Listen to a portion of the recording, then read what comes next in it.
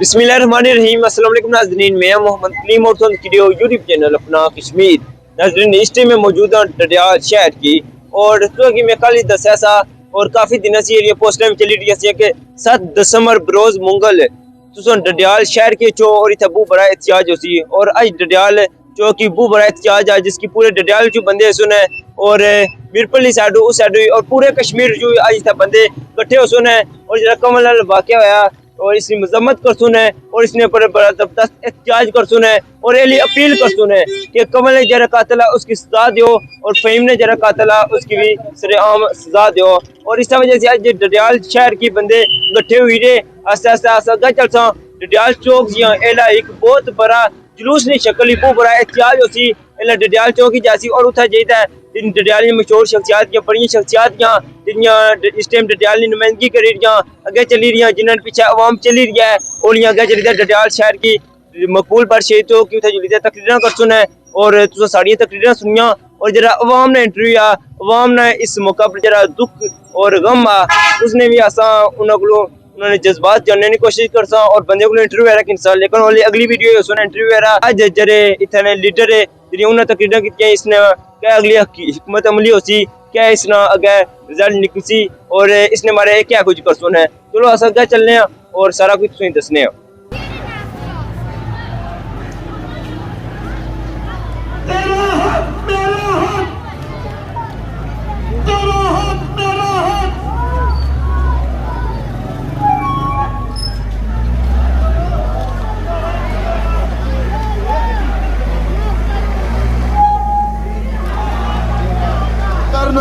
करना होगा।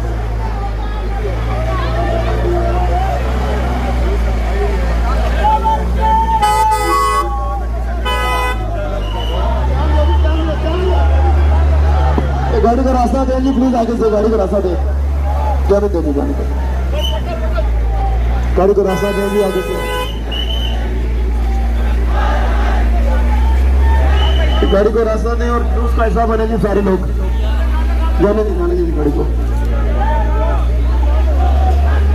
रास्ते का हिस्सा बने मेरे भाई का हिस्सा बना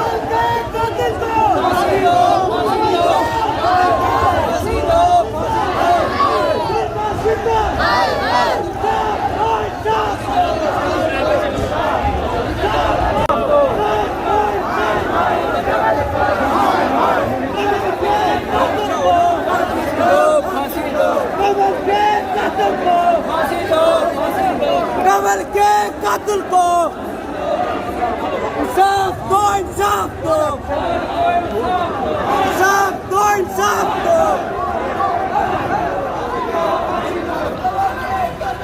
फांसी दो, फांसी दो, फांसी दो, फांसी दो,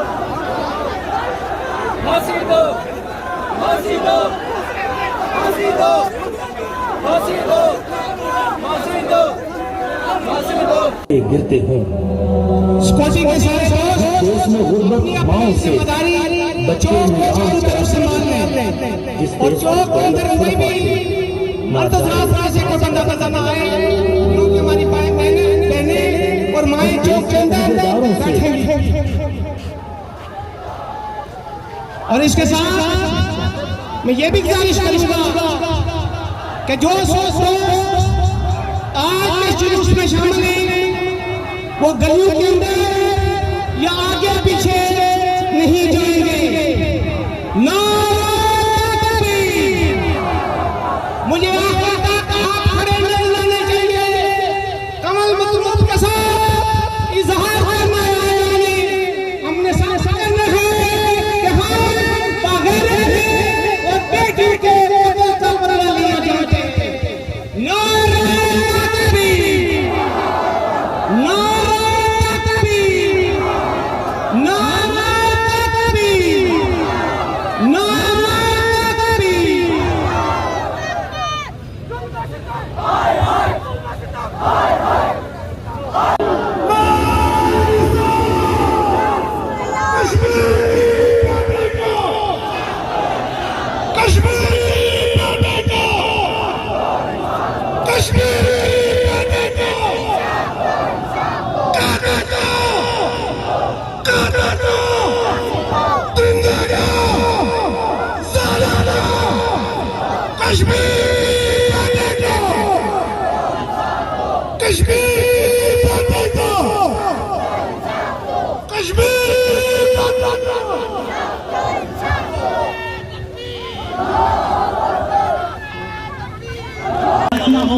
बेशक हमें हर हफ्ते बाद निकलना पड़े, इसी तरह हम अपनी आवाज बुलंद करते रहेंगे जब तक हमारी अदालतें इस फैसले को मंतकी अंजाम तक नहीं पहुंचा देती। और मैं प्राइवेट स्कूल की तरफ से इंशाअल्लाह ताला हर दफा इस दफा हमने बढ़ चढ़ कर हिस्सा लिया, मैं अपने अवामी इलाका के साथ हूँ और इंशाअल्लाह ताला रहूँगा। और बहुत सारे लोगों ने मुझे वक्त देना है, इसलिए मैं इसी पर बात करता हूँ। आप सबका बहुत शुक्रिया।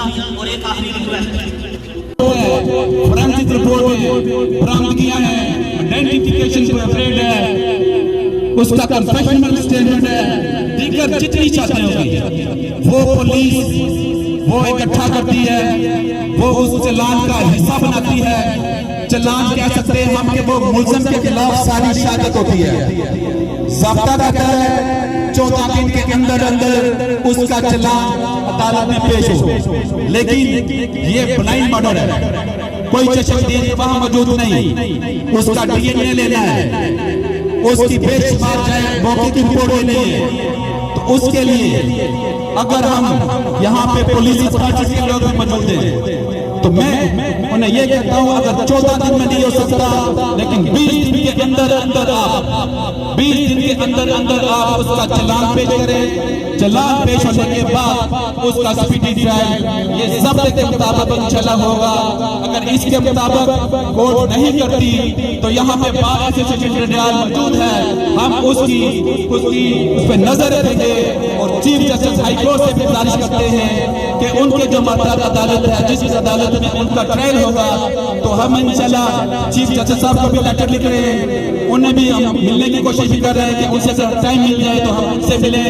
उनको भी एप्लीकेशन देंगे कि यहाँ पे जो मातहत अदालत है उसको वो भी एप्लीकेशन दे कि किसी किस्म की इसमें गफलत ना की जाए और 60 दिन के अंदर अंदर इसका ट्रायल मुकम्मल करके उसको सजाए मौत फांसी पे लटकाया जाए। दूसरी बात जो मैं करना चाहता हूँ, यहाँ पे बेशुमार हमारा जो जड़ियाल है यहाँ पे बेशुमार गैर ऐसे लोग हैं, उसके लिए national action plan government of Pakistan ने आजाद गवर्नमेंट ने भी अडॉप्ट किया, लेकिन उस पे दुरुस्त तौर पर अमल नहीं हो रहा। दुनियाल की बेटी को इंसाफ दो, इंसाफ दो, कातिल को फांसी दो। इंशाअल्लाह हमारा पूरा मिजाज जारी रहेगा। जज्बात और एहसास का इजहार करने के लिए चेयरमैन नायाब इफ्तिखार सिद्दीकी साहब को कि जिन्होंने एक दर्दनाक लड़े पे इतना धरने जैसी था पड़ना 10-15 दिन के बाद असा करके तकिया कि कुछ नहीं होया, तो फिर उसने वास्ता बकायदा रस्ते ऐसा सारे पुलों को बंद करिए। ठीक है, गुजारिश मेरी गुजारिश दूसरी ये सुनो कि देखो इतना कोई सियासत नहीं, कुछ है सियासी बंदे की इतना गल करने ना कुछ नहीं की। इसका मतलब क्या है कि हर बंदा खालस है, मुखलस है, खुद इंसाफ चाहता है। एक गल है जी।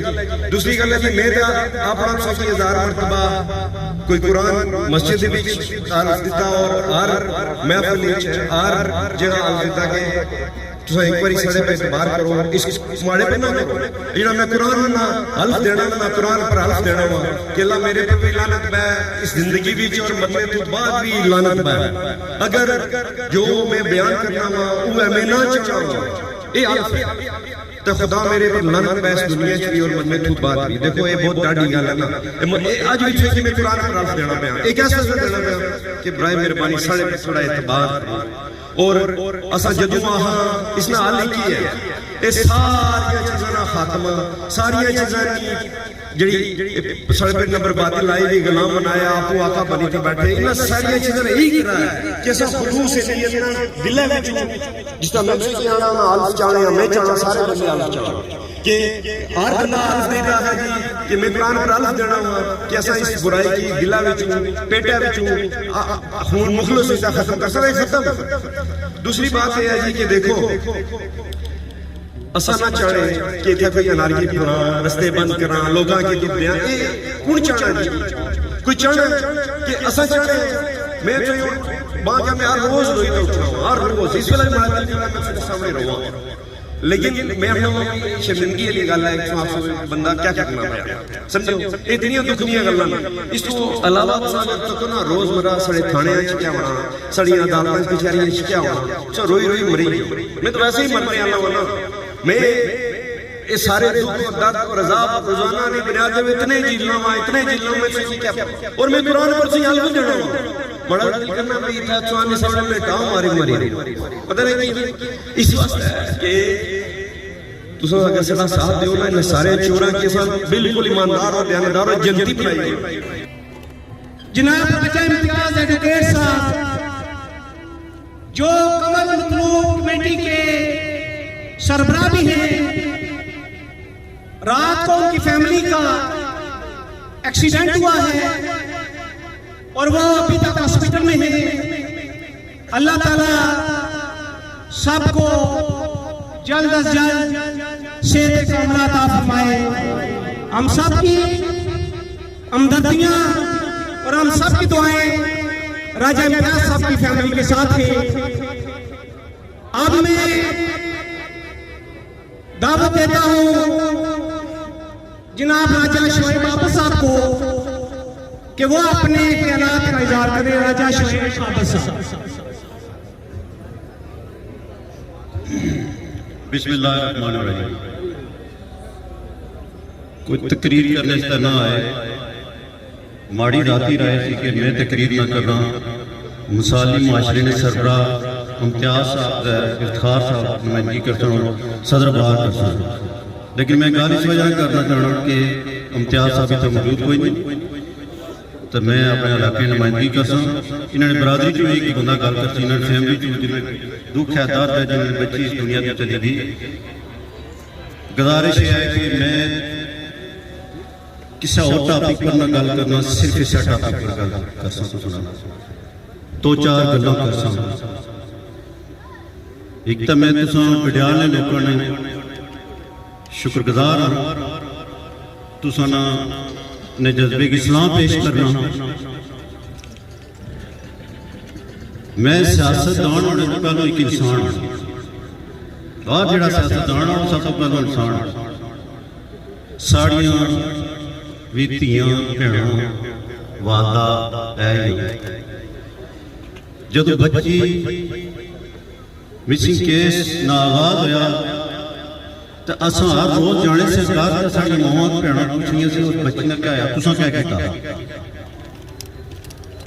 मड़ा उस इलाके ना तल्लक उस मिट्टी ना तल्लक असा एक हफ्ते तो बाद इम्तियाज साहब नाल गल हुई उन्होंने कि मैं आख्या मिसाली माशरे तहत तुम इजलास लो, मैं ना बुलाना चाहना, तुम बेहतर लो। पुलिस एक हफ्ते तक कोई नोटिस नहीं किया जिस तरीके ना करना चाहिए। शायद आखिरी 2 हफ्ते पुलिस जिस तरीके नोटिस किया, अगर पहले किन्नी सी तो मैं समझना कि बाडी की जी सूरत हाल सी साबित बाडी तो मेरी हड्डियां से शायद लभण गफलत का मैं इतना कुछ खिलाफ गल करना चाहना, लेकिन जिस जी हकीकत उस इजहार करना चाहना साड़ी जिम्मेदारी है। असां भी लफ्ज देने इफ्तिखार साहब असां भी लफ्ज देने जिसले इलेक्शन की हिस्सा किन्ने नुमाइंदगी करने असां लोगों ने वादा करने ऐद करने कि जुल्म के खिलाफ आवाज उठा सो, जालिम के खिलाफ आवाज उठा सो, और ये साड़ा ऐद वादा जब तक जिंदा उस पर कायम रह सके। और मैं समझना कि इतना अशले ना साड़ा मकसद ठाड़ असा एहतजाज किया, उस एहतजाज गल तय हुई सी कि असां सदायत ने और मिसाली माशरा या एक इम्तियाज साहब आई इसकी क्यादत ही असां जुड़िया ले। सदर बार साहब बड़ी तफसीली गल की कि ला मौजूदा अहमद रजा कादरी साहब और बिल पेश किया, मैं याद है, लेकिन इन बिल पर इंप्लीमेंट नहीं होना, कानून पर इंप्लीमेंट नहीं होना। 60 टैरिफ जिन्होंने ट्रायल होना चाहिए, लेकिन असाने लोग परेशान हैं, मावां परेशान हैं, भैणां परेशान हैं, बच्चे परेशान हैं कि साड़ा बच्चा फाइन मंगा भी इस दुनिया से चला गया। आज 8 साल हो गए, इंसाफ नहीं लगा। सदर बार साहब आज 8 साल हो गए, इंसाफ नहीं मिला। उस बाद लहू ने अथरू उड़ाया। सो असें वकला की मदद की जरूरत हो सी। सब मैं समझना वकला की नुमाइंदगी तो मौजूद है, तुसा अहम किरदार अदा करना। माजरत असा की इस अदलिया ने बसीदा निजाम पर एतमाद किया। इतना 2 नस्ल जड़ा वो भुगतियां लेकिन इंसाफ नहीं मिलना। सो उस दिन भी माड़ी जाती राय है, ये मैं अपनी जाती राय ना इजहार करना। उस दिन मैं इजहार किया कि जब तक कोई जिम्मेदार आदमी मैं साथी चला, मैं बिल्कुल ही साथी ना कि असा अपने लोगों की सड़कों बटा भैणा धियां की सड़कें बची बिठा। लेकिन उस दिन माड़ी राय सी कि जिम्मेदार आदमी से यकीन लै कि टाइम टेबल का इतने दिनों ने अंदर अगर इंसाफ मिल गया उस जुल्म ने खिलाफ असली बच्ची क्या गया मामू असा की अम्मी को जाना माड़े को पैसे चाहिए नो मैं अपनी मां को जाना, लेकिन उस दरिंदे की जरा भी लिहाज नहीं आया, एहसास नहीं होया, रहन नहीं आया। असा चाहते हैं कि इस जालिम की जब तक फांसी नहीं लटकाने तब तक असा चढ़ना ना बैठे। इस वजह ना बैठे कि आज उसने उस मां ने बची नबी नहीं भैन नवीद नहीं भैन उसने ना हुक्म होया कल तुसा नहीं कुछ भैनों ना लो, तुसा नहीं कुछ बच्ची ना लो, तुसा ने कुछ अजीज ना कराना फाइन नहीं कराना। असा क्या इंसाफ नहीं मिला, इस वजह असा तुसा को लाया। उस हवाले ना तुसा क्या गुजारिश है, टाइम नहीं बड़ा असा ही बड़े मसरूफ लोग असा को टाइम नहीं होना। तुम्हें गुजारिश है जब तक कोई जिम्मेदार आदमी असा को यकीन नहीं दिलाना तो इस मामले ने हवाले ना इस खानदान साथ जो गरीब यतीम है इन्होंने पूछा कोई अल्लाह तो अलावा तो अल्लाह ने लोगों को अलावा मेरे पीछे कोई नहीं। जब तक इंसाफ नहीं मिलता मैं समझा कि तुसा गुजारिश अपनी बच्चियों से अपनी बच्चियों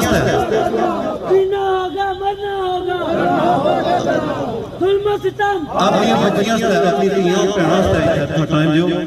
मैं स्टेट सेक्रेटरी साहब की गुजारिश कर रहा हूँ इन्होंने अजीजा फैमिली जिस मलक सरफराज उस फैमिली तलक है इसकी मौका दे इन्हें भी इजहार करने में मौका दिता जाए फैमिली ने लोगों को।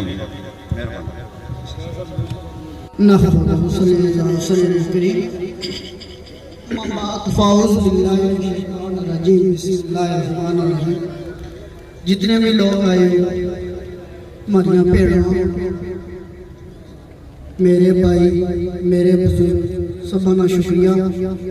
सदर बार जनाब अदील एडवोकेट साहब, इसरार एडवोकेट साहब, इदनान एडवोकेट साहब, राजा शोएब साहब, सबका भी शुक्रिया। सच है कि कोई अल्फाज नहीं जेह्ड़े मैं तुसां लोगों की पेश करां।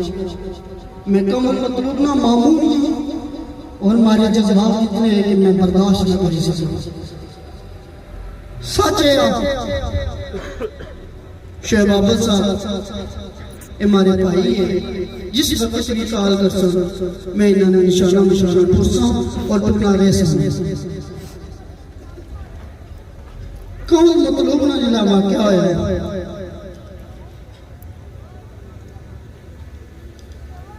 SHO साहब ने राती मुझे कॉल की थी कि सरफराज नीचे हो। मैं गया मैं पूछा SHO साहब को क्या मामला है। आने का मतलब नहीं बाटी मिली। मैं है SHO साहब मुझे जिंदा चाहिए थी, मुझे बाटी नहीं चाहिए थी। आपने मुझे कौन सा इल्फाज दिया है। उस दरिंदे ने जब मैं मीर पर गया उसने 3 इल्फाज उसने बोले। जब उस पुलिस वालों ने उससे पूछा कि तूने क्या उसका कसूर क्या था, उसने 3 इल्फाज किए मेरे भाइयों। उसने कहा कि उस बच्ची ने यही इल्फाज कहा था कि मामू मुझे छोड़ दो। उस दरिंदे ने उस पर तरस नहीं आया।